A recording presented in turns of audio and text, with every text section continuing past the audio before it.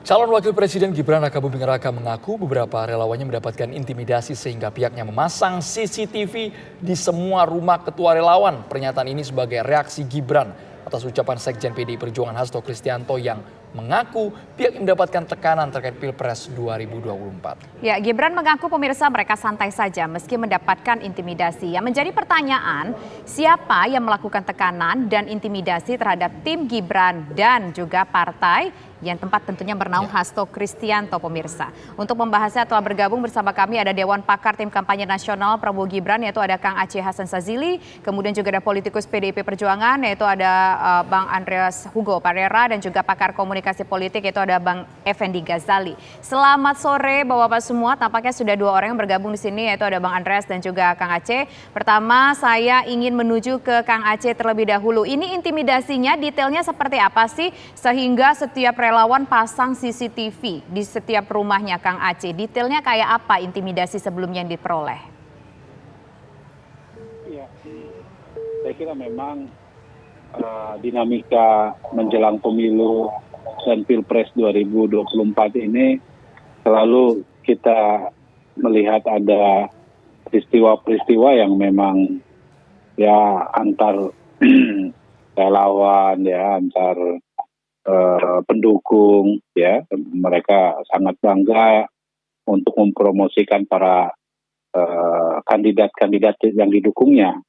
Dan tentu bagi kami ketika sekarang secara sukarela beberapa kelompok masyarakat memberikan dukungan terhadap Prabowo Gibran, tentu bagi kami itu sesuatu yang sangat positif ya. Dan mungkin ada pihak-pihak yang memang tidak siap untuk menerima perbedaan, menerima terhadap adanya sikap politik yang telah diambil oleh Mas Gibran gitu ya. Atau itulah yang kemudian menimbulkan reaksi bahwa sikap dan pilihan politik itu menimbulkan reaksi dengan cara yang melakukan upaya mengintimidasi gitu ya kepada relawan-relawan tersebut gitu. Nah, tentu intimidasi itu tidak dalam pengertian baik secara langsung maupun tidak secara langsung ya. Misalnya karena saya kira bahasa-bahasa non-verbal yang digunakan di dalam ketika berbeda pilihan, akhirnya menimbulkan reaksi yang seperti yang disampaikan oleh Mas Gibran tersebut gitu loh. Nah, tentu bagi kami menghadapi situasi seperti begitu ya kami juga harus antisipatif gitu ya, karena dalam konteks bagaimana kita membuktikan bahwa adanya upaya untuk intimidasi tersebut, maka mesti ada alat bukti dong kalau memang misalnya ada mekanisme yang nanti akan dilakukan supaya hal seperti itu tidak terulang kembali. Maka seperti yang disampaikan oleh Mas Gibran, kita untuk mengantisipasi jika memang ada tekanan-tekanan tersebut, ada intimidasi tersebut ya dengan cara memasang CCTV itu gitu. Baik Kang Aceh, kalau dari kubu PDI Perjuangan, Bang Andreas apakah juga mendapatkan tekanan yang serupa? Apakah sudah tahu siapa sebenarnya yang mengintimidasi? Bang Andreas.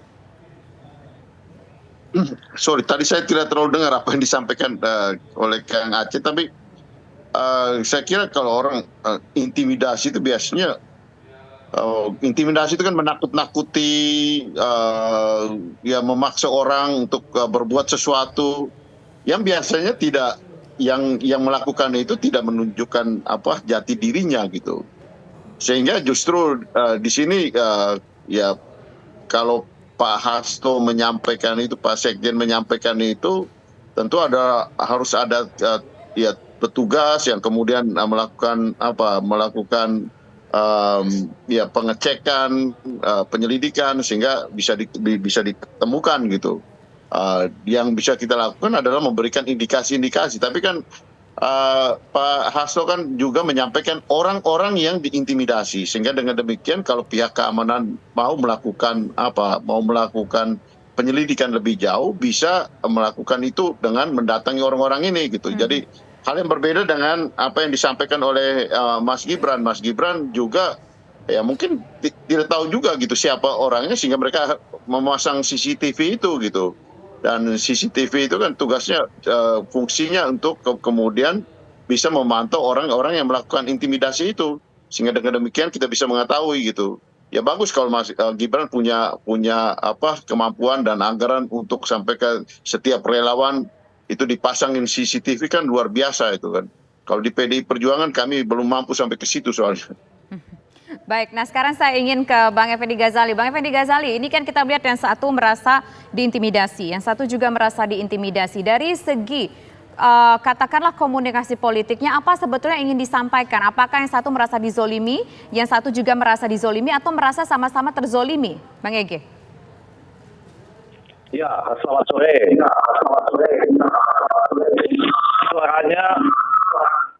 Suaranya double ini. Halo? Ya, Saya pakai suara Zoom saja ya. Mudah-mudahan sudah terdengar. Jelas. Halo? Yang di Zoom bisa di-mute, Bang. Audio Zoom-nya dimatikan.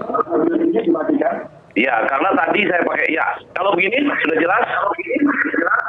masih mantul Bang. Mungkin bisa dimatikan dulu audio Zoom-nya Bang. Nanti kita akan kembali ke Bang Effendi Ghazali, tapi usai jeda berikut pemirsa kami kembali sesaat lagi. Saya ingin menuju ke Bang Effendi Ghazali menjawab pertanyaan menggantung tadi. Ini sebenarnya apa yang ingin disampaikan masing-masing? Apakah memang betul jangan-jangan ada intimidasi antara yang mendukung Capres nomor 2 dengan yang mendukung Capres nomor 3? Atau sama-sama merasa terintimidasi satu sama lain? Bang Ege, apa yang ingin disampaikan dari soal intimidasi-intimidasi ini? Yang pertama, saya merasa bahwa ini memang komunikasi politik dengan tensi yang tinggi. Maksud saya itu, kan memang belum pernah sebelumnya dalam pemilihan presiden itu ada keluarga dari presiden petahana maju ya. Jadi kita belum terbiasa dengan hal tersebut dan kita tahu bahwa perubahannya sangat cepat, yaitu terjadi pada 16 sampai 25 November dan sampai pada saat inilah 16 sampai 25 Oktober maksud saya. Dan kemudian pasca peristiwa MK itu terjadilah perubahan posisi ya, dan tentunya yang pernah menjadi kawan sekarang bisa menjadi berubah posisinya dan semacam itu. Yang kedua, kalau langsung menjawab pertanyaan dari Andromeda dan Tisa tadi, saya mengatakan dengan tensi yang tinggi itu selalu ada kejadian-kejadian insidentil di lapangan. Apalagi kemungkinan besar peristiwa ini kalau mendengar dari narasi tadi terjadinya di mungkin Jawa Tengah atau beberapa provinsi lain yang pada dasarnya menjadi basis dari kelompok yang dulu adalah teman sangat akrab, sekarang tiba-tiba harus berhadapan-hadapan gitu. Nah, poin keempat yang ingin dinyatakan tentu saja dalam hal ini Andromeda, Tisa dan para pemirsa, bahwa yang sedang melakukan intimidasi atau menjadi korban intimidasi itu bukan hanya satu pihak. Malah saya ingin mengatakan narasi kita tadi tidak boleh hanya tertuju pada pasangan dalam hal ini 2 dan 3 misalnya. Pasangan 1 juga mengalaminya dan barangkali nanti ada juga yang melaporkan dari berbagai pihak yang tidak diketahui dengan pasti asal-usulnya seperti kata Bang Andre tadi. Baik, kita ke Kang Aceh. Kang Aceh, kalimatnya seperti ini. Apakah benar Gibran menyebut bahwa selama ini memang mendapatkan intimidasi tapi kami diam saja. Baru sekarang kami mau membuka ke publik sampai memasang CCTV. Kok selama ini diam aja Kang Aceh kalau memang ada intimidasi itu? Kan kita tahu juga bahwa proses pendaftaran pilpres, penemeran, penetapan sebagai pasangan capres itu kan baru dalam beberapa hari ini ya. Dan dalam proses itulah maka kita bisa melihat mungkin bisa jadi apa yang disampaikan oleh Bang Effendi Ghazali itu. Ada yang selama ini menjadi seorang sahabat, menjadi satu partai, sesama anggota partai, tiba-tiba karena memang tidak siap dengan situasi di mana dia harus maju, kemudian menimbulkan ketidakrelaan ketika seseorang tidak maju sebagai capres atau sebagai cawapres gitu ya. Nah, tapi intinya bahwa kami juga menekankan kepada para relawan dan para pendukung kami bahwa ya kita harus menghadapi Pilpres ini ya dengan penuh dengan santuy. Gitu ya. Jangan juga melakukan hal-hal yang justru bisa kontraproduktif terhadap calon kita. Karena kan sekali lagi bahwa Pilpres ini adalah sebagai instrumen kita untuk menentukan mana pemimpin yang terbaik bagi masyarakat. Tentu tugas relawan adalah meyakinkan masyarakat untuk bisa memilih calon kami yang menawarkan berbagai program-program atau visi misi dan kampanye kami yang terus akan melanjutkan pemerintahan Presiden Jokowi gitu ya. Jadi apa yang kami lakukan ketika menghadapi berbagai apa yang tadi disampaikan oleh Mas Gibran, tentu ya kita santai saja gitu ya. Dan kalau memang diperlukan untuk misalnya mengambil langkah-langkah hukum terhadap pihak-pihak yang melakukan intimidasi tersebut, ya saya kira kita bisa lakukan, tapi tentu harus ada bukti yang jelas ya. Nah, misalnya tadi disampaikan tentu tidak semua relawan mendapatkan CCTV ya, tetapi bagi misalnya para koordinator relawan yang selama ini bekerja untuk pemenangan, ya saya kira mereka punya hak untuk dilindungi, dan salah satunya tentu salah satunya misalnya dengan dipasang CCTV itu bagian dari cara kita untuk bagaimana melindungi dan mengidentifikasi jika ada pihak-pihak yang memang melakukan tindakan intimidasi tersebut. Baik. Saya kira sebagai langkah antisipatif tentu harus kita lakukan gitu ya. Walaupun tentu tidak semua melakukan hal tersebut. Oke. Nah, satu hal yang sangat penting dari proses apa yang tadi kita sampaikan ya, upaya kita untuk mengedepankan ya, menjadikan Pilpres 2024 ini sebagai ajang saling menghormati berbagai pihak gitu ya, termasuk juga kita mendorong kepada masyarakat untuk dapat menggunakan hak pilihnya, dan kami tawarkan program Prabowo Gibran, ya itu ya saya kira tentu akan kita mulai nanti pada saat masa kampanye, dan masa kampanye ini menurut saya membutuhkan berbagai kekuatan yang bisa kita sosialisasikan tentang apa gagasan serta program-program yang ditawarkan oleh Prabowo Gibran kepada masyarakat kita. Dan disitulah peran partai pendukung, kemudian para calon anggota legislatif dari kami maupun para relawan-relawan yang terus akan bekerja memastikan supaya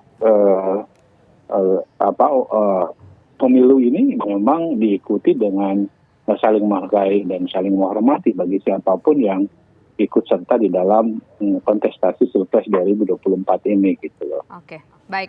Nah sekarang saya ingin ke Bang Andreas. Bang Andreas, ini ada satu statement beberapa waktu yang lalu disampaikan, beberapa hari yang lalu lah disampaikan oleh Sekjen PDIP Hasto Kristianto yang merasa bahwa PDIP ini mendapatkan intimidasi dari penguasa. Ini maksudnya bagaimana? Mendapatkan intimidasi seperti apa dari penguasa yang dirasakan oleh PDIP? Apakah memang betul hal tersebut terjadi? Ya nggak mungkin dong Mas Hasto menyampaikan sesuatu yang asal-asalan gitu. Dan apalagi ya, intimidasi terhadap seorang sekjen partai seperti PDI Perjuangan, pasti yang melakukan itu adalah orang yang tentu mempunyai kemampuan yang tidak main-main gitu. Kalau hanya sekedar tim-tim relawan ya mungkin ya asal masuk mungkin orang biasa juga bisa melakukan itu. Tapi kan terhadap orang seperti ya Mas Sekjen, kemudian ya, juga ada teman kami Yunarto, ada juga beberapa orang, dan juga selain intimidasi kan ada juga datang langsung ke kantor-kantor partai gitu, dan itu terbuka, dilakukan secara terbuka gitu. Jadi hal-hal ini apa yang disampaikan oleh Sekjen itu bukan sesuatu yang asal-asalan gitu. Tetapi memang itu adalah hal-hal yang fakta-fakta yang dialami oleh oleh kami gitu, oleh tim kami gitu.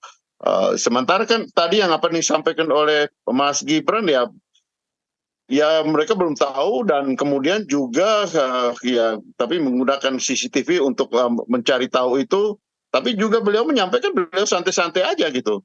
Sementara kami melihat ini sebagai sesuatu yang serius, dalam arti ya dalam proses pemilu seperti ini sesuatu yang serius gitu, bukan hal yang bisa dilihat sebagai santai-santai atau main-main aja gitu. Karena ini akan mengganggu proses pelaksanaan perjalanan dari pemilu ini gitu. Jadi saya kira ini hal yang berbeda gitu, dari apa yang disampaikan oleh Mas Hasto dan apa yang disampaikan oleh Mas Gibran dalam menanggapi situasi yang dihadapi ini gitu. Tanggapi sesaat lagi, yang satu menyikapi dengan santuy, yang satu harus serius. Tujuannya apa intimidasi ini jelang Pilpres 2024? Sesaat lagi Bang Egy, kita harus jeda di Kabar Petang pemirsa.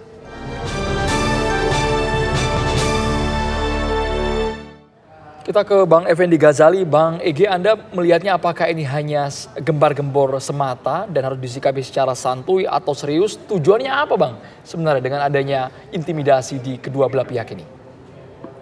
Ya, kita mulai dari sebab-sebabnya dulu ya. Kalau dibahas berdasarkan teori tentu ada 3. Yang pertama, mereka yang dalam tanda petik dekat dengan kekuasaan pada umumnya ingin melakukan exercise kekuasaan tersebut gitu ya. Jadi intimidasinya untuk memastikan kemenangan tertentu. Tetapi pada sisi lain, yang kedua itu ada juga teori yang mengatakan mereka yang merasa tidak ingin dipaksa dengan cara-cara tertentu melakukan intimidasi balik ya, untuk membuktikan kami nggak diam saja, kami bisa melawan. Nah yang ketiga ada juga penyampaian pesan yang ingin menyatakan bahwa yang menjadi korban itu bukan cuma kami sendiri. Nah bagian yang ketiga ini memang agak rawan, jadi artinya bisa saja ada orang yang melakukan pada dirinya sendiri ya, supaya timbul korbannya bersama-sama. Tapi tentu kita harus jauh dari 3 sakwa sangka ini dengan menyambut apa yang disampaikan Bang Aceh, Kang Aceh dan juga tadi Bang Andreas dengan mengatakan bahwa satu, ini masalah bagi PDI Perjuangan dianggap masalah serius. Bukan lagi masalah santai atau santuy, karena misalnya mengarah ke pribadi sekjen ya. Jangan-jangan intimidasinya itu bisa juga terkait kasus-kasus dan lain sebagainya lah gitu. Nah yang kedua, memang kita tahu bahwa anak-anak muda seperti Gibran ini sedang ingin menyatakan jangan pernah membalas sesuatu yang dianggap kasar dengan gaya kasar, dengan gaya santuy lah. Karena itu dipasanglah CCTV ya untuk koordinator relawan. Walaupun orang bertanya-tanya hebat juga ya, bahkan kubunya Mas Gibran saja sekarang bisa diintimidasi gitu. Nah yang mau saya katakan, semua ini baik ya. Sama seperti ketika PDI Perjuangan mampu membuktikan bahwa ada intimidasi lain dalam bentuk datang ke kantor-kantor, bahkan menurunkan baliho dan lain-lain. Nah itu semua tinggal dikumpulkan semua buktinya ya. Bagus juga kalau ada yang pasang CCTV, tapi kumpulkan semua buktinya, bikin secara bagus kronologisnya ya, dengan foto-foto misalnya, sehingga itu merupakan suatu tanggapan yang positif. Untuk sebaliknya, dalam makna yang positif, kita intimidasi lagi pihak-pihak yang sedang berencana untuk melakukan tekanan kepada siapapun peserta pemilu kita saat ini. Oke, baik. Sekarang saya ingin Menuju ke Kang Aceh. Kang Aceh, dengan adanya soal tudingan ini merasa diintimidasi, kemudian yang lain juga merasa diintimidasi, nggak tahu siapa menduga-duga yang melakukan intimidasi. Apakah cukup dengan melakukan pemasangan CCTV saja? Apakah mungkin ada langkah ataupun upaya juga? Apalagi tadi disampaikan bahwa ada tudingan ataupun ada dugaan dari PDIP yang merasa juga mendapatkan intimidasi dari pihak tertentu, Kang Aceh.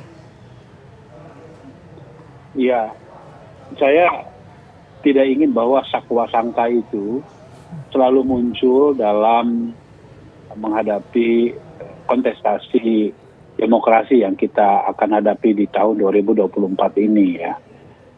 Nah, bagi kami jika memang ada intimidasi atau bentuk apapun namanya, tentu itu pasti akan mencederai terhadap demokrasi itu sendiri.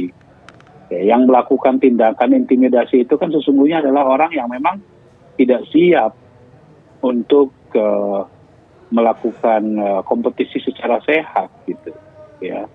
Apa coba yang ada dalam back mind seseorang yang melakukan intimidasi tersebut, kecuali bahwa memang tujuannya adalah untuk melakukan pemaksaan untuk memilih sesuai dengan kehendak yang mengintimidasinya.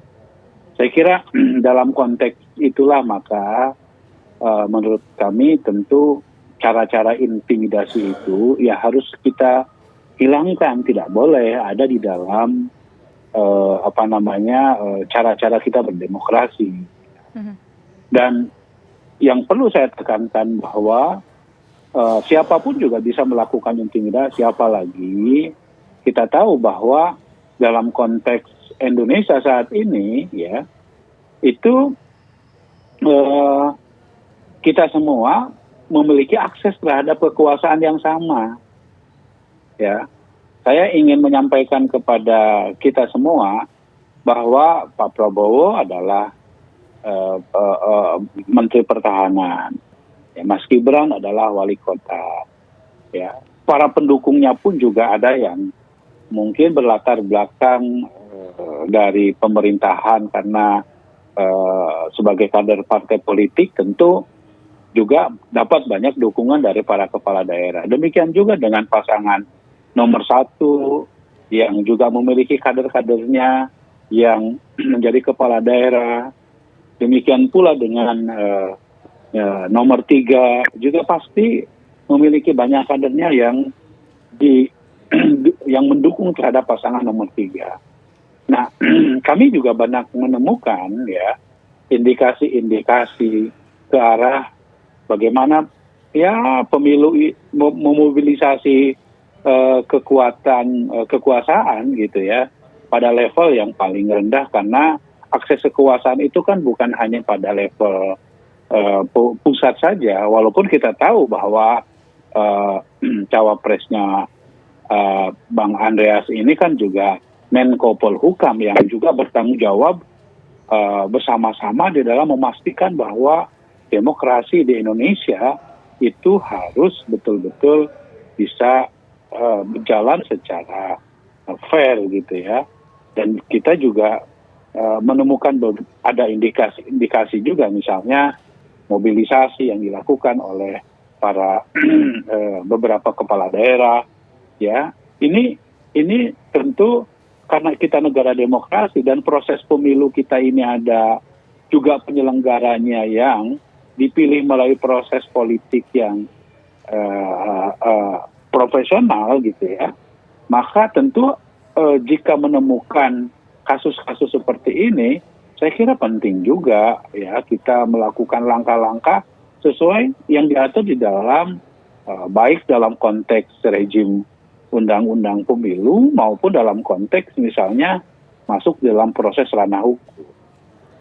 Nah, tapi satu hal yang sangat penting untuk kita jadikan sebagai catatan dalam pemilu saat ini, saya kok berkeyakinan ya bahwa masyarakat itu memiliki cara sendiri ya untuk dapat menilai mana kira-kira capres-cawapres, dan mereka pasti memiliki rasionalitas sendiri tanpa harus melakukan upaya-upaya intimidasi atau cara-cara yang memang tidak etis di dalam menghadapi pemilu Pilpres 2024 Baik, Kang Aceh. nanti.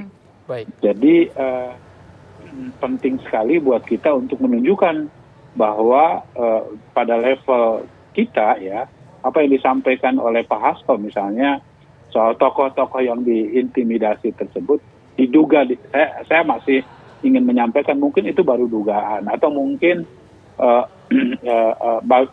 bagian dari upaya untuk menyampaikan ke publik bahwa ini kan proses yang ya kalau memang saya kira ada sesuatu yang perlu ditindaklanjuti ya ditindaklanjuti gitu.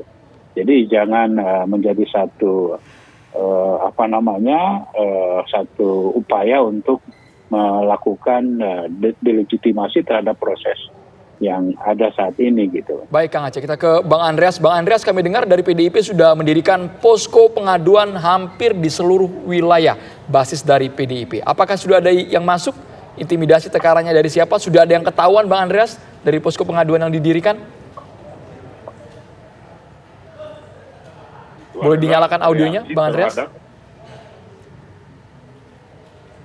Ya, halo. Dilanjutkan Bang, silakan Bang. Ya, posko pengaduan itu adalah reaksi terhadap intimidasi, tekanan yang dilakukan, yang terjadi selama ini terhadap kader-kader PDI Perjuangan atau kader-kader yang mendukung pasangan Ganjar Pranowo dan Mahfud MD gitu. Sehingga apa yang disampaikan oleh Mas Hasto itu kan sebenarnya sebelumnya itu adalah laporan-laporan yang datang secara sporadis lah. Ya. Misalnya apa yang sudah terjadi di Bali, apa yang terjadi di Pematang Siantar, apa yang ada di Solo, di mana Pak Ketua DPC Solo menyampaikan juga itu ke publik. Itu adalah laporan-laporan yang sporadis. Oleh karena itu, partai dalam hal ini juga tim kampanye Ganjar Pranowo Mahfud MD menginstruksikan kepada kader-kader partai untuk membangun posko-posko untuk melakukan dan juga bisa melaporkan ke pusat apa-apa yang terjadi, termasuk apa-apa yang berkaitan dengan intimidasi, yang berkaitan dengan tindakan-tindakan yang mencurangi proses jalannya pemilu ini gitu, dan mengganggu, tentu termasuk juga mengganggu pasangan Ganjar dan Pak Mahfud MD gitu.